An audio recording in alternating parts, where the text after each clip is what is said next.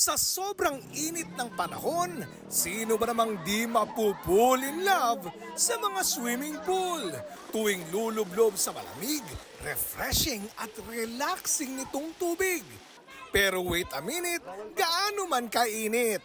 Paalala ng DOH, kung ang pool na iyong pagliliguan ay di regular na nalilinis, maraming sakit ang pwedeng makuha dito. You get bacterial infection, skin disease, pag accidentally nakainom yung bata, pwede siya magtae.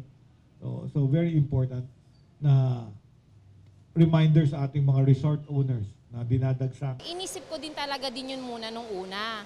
Kaya lang, mas gusto ko matuto din yung anak ko sa mag-swimming. Kasi kung hindi natin maiiwasan yan kahit mapapublic, mapaprivate na pool. Tuwing gabi po, nilalagyan po namin ng chlorine, then sa umaga po, binabacuum po. So araw-araw po siyang nililinis para ma-maintain po yung cleanliness ng tubig.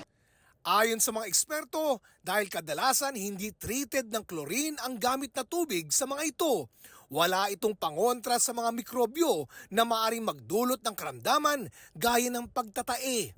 Kaya hanggat maaari, iwasan daw ang pagsama-sama ng magkakaibang pamilya sa isang inflatable pool para iwas mikrobyo mula sa ihi, dumi, pawis, laway na posibleng maipon sa tubig.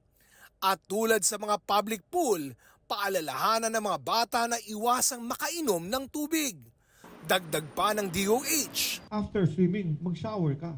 Soap and water. Thorough shower.